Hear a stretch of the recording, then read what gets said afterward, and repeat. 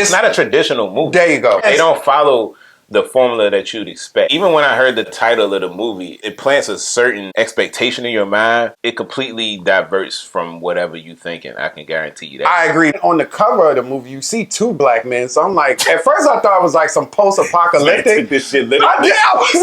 Wait a second. At first I thought it was a post-apocalyptic, like he was literally the last black man in San Francisco. Seeing the cover made me think otherwise. I was like, okay, well clearly it's not like some I Am Legend shit.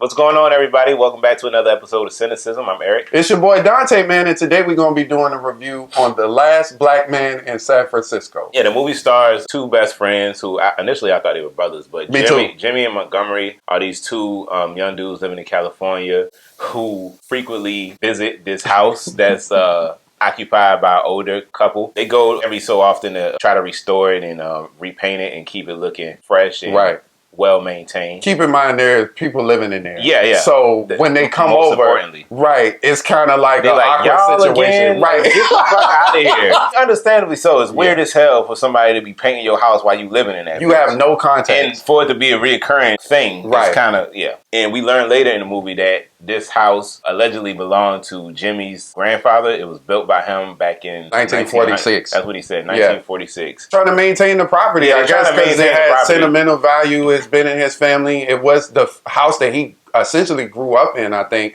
for a good part of his life. And then also, from his understanding, it has significance in his family because his grandfather built it with his bare hands. He was the first black man in San Francisco, essentially. In a way, him and his friend going over to upkeep the house kind of keeps it, even though he doesn't live there and it's not theirs anymore, somehow still feels like it's his if he's able to come through and actually do some manual labor on it. The couple ends up moving out of the house, and Jimmy and Montgomery then go to occupy the house illegally. They're squatters. They're squatters. They go into the house. We start learning the actual history of the house and what it meant to his family. We come to some realizations. That's all I'm going to say for that. This movie is based partially on a true story. And I don't know how true that is. Well, I read that. Jimmy Fels, the main guy, it was based loosely on his story. I did not know that. I saw that he had something to do with it says story by Jimmy Fels, but I just assumed it was like a screenplay or something. I didn't think it was based on a true story. Okay, so you have the main guy, Jimmy. His family has history with his house. His grandfather allegedly built it. I mean, he seems like a pretty chill dude. He's basically homeless. He's living with his best friend Montgomery and his grandfather, played by Danny Glover. He came from like a shelter before. He knows who his parents are, but they're not really prominent figures in his life. It's revealed in the movie, throughout the movie, that both of his parents are recovering drug addicts. He was essentially in a group home for a period of his life. Rob Morgan plays his dad, who you said he's a recovering addict. His mom is also estranged, I think we only see her like one time. Yeah, we see her one time in the film. And it was an awkward exchange. Very weird. We could talk more about that. He seems to have a close relationship with his aunt. Oh yeah, played by Tachina Arnold. Yep. It was a nice surprise. That was dope. She was in this movie. Me neither. Do we know anything else key about him? Yeah. Honestly, his personality in this movie, at least, is tied majorly to just that house. It's an extremely nice house, if we didn't mention that. He's in such an impoverished situation, knowing that he had a connection to luxury at some point in his life makes him feel worth something. All he has. Yeah. He doesn't have anything else. He doesn't have a home. His parents are barely in his life. Outside of that, he's got his aunt, but he doesn't have anything to call his own. So then you got Montgomery. Montgomery is a very eccentric, strange young man. He's working on a play, so he's artistic guy. Which I didn't even gather at first initially. I didn't know what he was doing at first. I'm going to be honest with you. I mean, that's fair. Because the way he was acting, you didn't know what the fuck was up. I thought maybe he had a mental disability for... Me too. I mean, I'm still not ruling it out. But you never quite lose that what the fuck either when dealing with him. Even after the reveal. He never normalizes, really. He's just kind of an odd character. But he's a very sincere, very sensitive guy. Very passionate. Exactly. He's really into the arts. You can tell he has like a theater background, very well spoken, amazing artist. Like he can draw. I forget the actor's name, but he killed the role. Oh my God. Whatever his name. I had never seen him before in any film, but I'm definitely going to be keeping an eye out for him for future films. Same. He knows the story that Jimmy has told him about the history of his grandfather's house. And he seems to just be down for the ride. You know what I'm saying? He wants to come over and help. He's been coming over to help Jimmy whenever he does upkeep, and when the couple moves out of the home, he's down to squat in that bitch with him because he ain't really got shit else going on either. Who's the next big role you think? That group of that collective, just them niggas around the street standing on the corner talking shit like all day. It be like that. One of the guys has a personal connection to Jimmy because they kind of went through group homes together and they kind of grew up together. The older they got, they became more distant, especially with the friend getting involved with, I ain't gonna say the wrong crowd, but it's not a great crowd. It felt very real to me because I've seen that happen in school. That's happened all the time. Somebody in elementary school and then you grow up and you get to high school and they like completely different person. Correct. This guy struggles with self-confidence and being who he truly is. He's conflicted because he's supposed to be a good friend of Jimmy's, but when he's around this other group of people, he acts a totally different way. It kind of like inspiration for the play that Montgomery is working on. He kind of monitors them throughout the movie and tries to imitate. Which again, at first we don't know what the hell he's doing. We think something's just wrong with him. And they did too. Right. Which was because he actually walked over there one time. It's like, yes, keep doing that. Keep doing like that. A true thespian. Right. They were having a legitimate argument and he went over there trying to direct the scene. This was like, okay. They didn't know what to make of that situation. I didn't either. I was as confused as they were. I guess the biggest key moment in the film is the reveal. Throughout the whole movie, we're led to believe that Jimmy's grandfather has built this property, which we come to find out isn't true.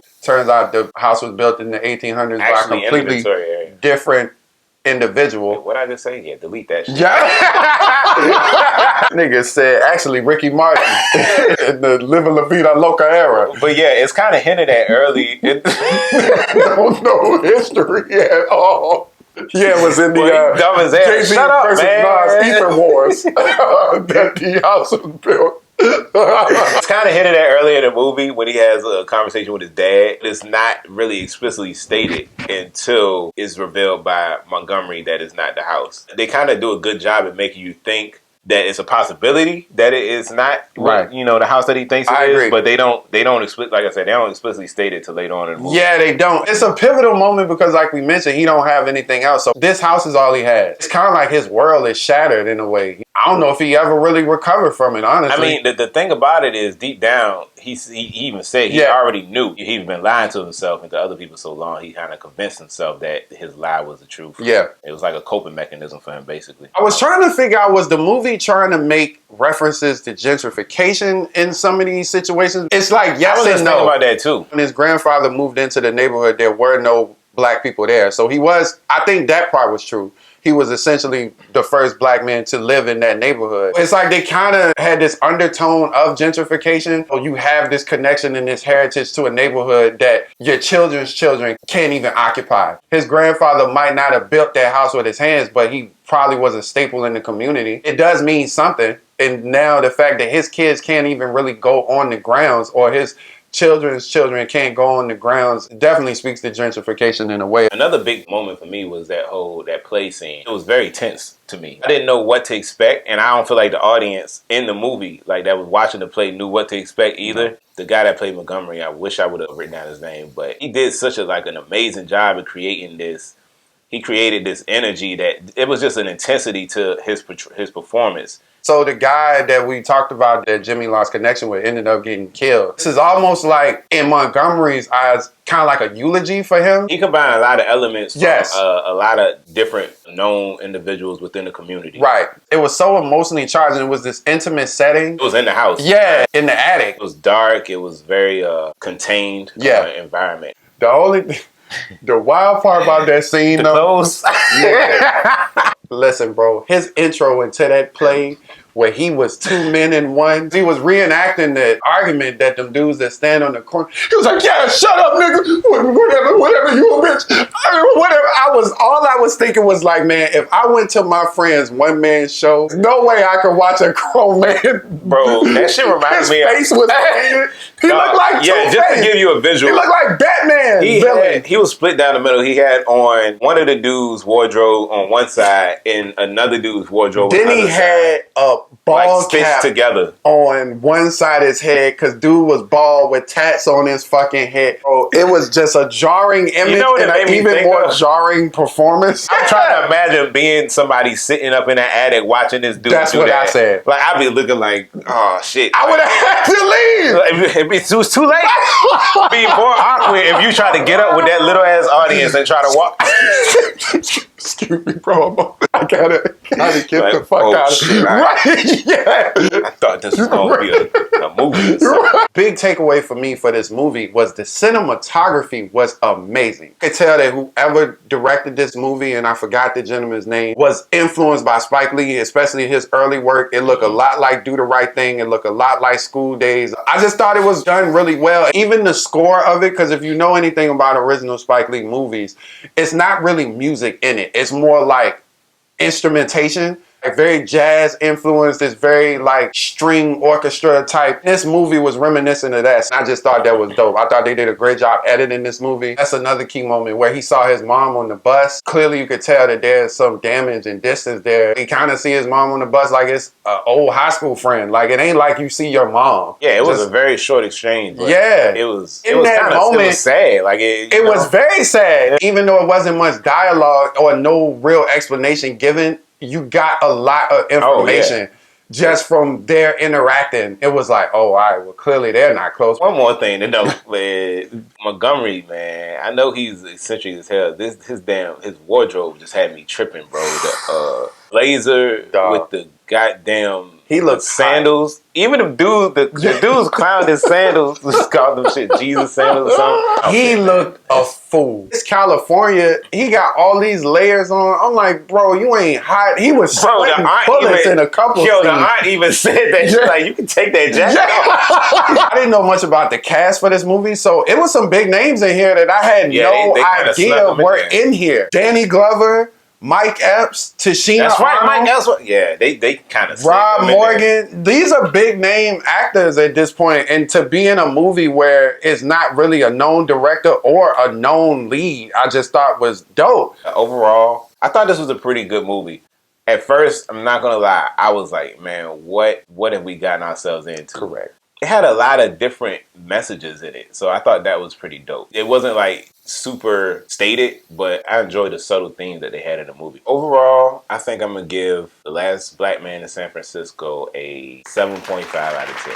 Awesome. I think that's safe. Yeah. What you think, man? Overall, I really enjoyed this movie. Like I said, the cinematography was great. The characters, even though they were odd, they were engaging and somehow very relatable. They felt very human to me. I talk a lot about having a nuance of Black portrayals in movies, and I think this is a good example of that. I think I'm gonna give this movie a 7.5 as well. It's definitely strange in the beginning, so give it a little bit of time. It starts off a little slow. Very understated, good messaging in it, but it's not beating you over the head with messaging. It's very subtle. It got a very festival feel to it. Like, yeah. There's definitely some Sundance type. Like very indie. Indie exactly. This was also a suggested movie, right? Yeah, Lori. Shout out to Lori for suggesting it. She's our biggest fan. We appreciate you. We appreciate you, Lori. All right, y'all. That was our review of the suggested Last Black Man in San Francisco. I definitely would recommend it. It's a very different style movie. As always, don't forget to like, share, and subscribe. If you want to suggest a review for a movie or a show or any kind of trailer or anything, just drop a comment on Please do. In the chance that you have seen The Last Black Man in San Francisco,